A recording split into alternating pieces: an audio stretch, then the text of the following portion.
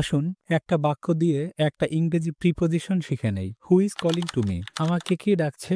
এই বাক্যে কল শব্দের পরে প্রিপজিশন টু কেন বসলো? আমরা জানি সাধারণত কাউকে ডাকা অর্থে কল শব্দের পরে প্রিপজিশন টু বসে না। যেমন হি কলস মি, সে আমাকে ডাকে। এখানে কল শব্দের পরে প্রিপজিশন টু বসেনি, কিন্তু উপরের বাক্যে কল শব্দের পরে প্রিপজিশন টু বসে কি অর্থ প্রকাশ করলো? এবার ব্যাখ্যাটা নেওয়া যাক। কেউ যদি অন্য কাউকে অনেক দূর থেকে ডাকে, তখন দূরত্ব বোঝাতে কল শব্দের পরে প্রিপজিশন টু বসে। এখানে এরকম বোঝায় যাকে ডাকছে সে হয়তো শুনতেও পায়নি দূরত্বের কারণে, বা শুনলেও অল্প শুনেছে। যাকে ডাকা হয়েছে সে হয়তো না শুনে সাড়াও দেয়নি, তাই প্রদত্ত বাক্যে আমাকে কেউ দূর থেকে ডাকছে এরূপ বোঝাচ্ছে। তাই কল শব্দের পরে প্রিপজিশন টু বসেছে। এরকম আরো কিছু বাক্য আমরা দেখি, যেমন I call to my dog but it did not respond.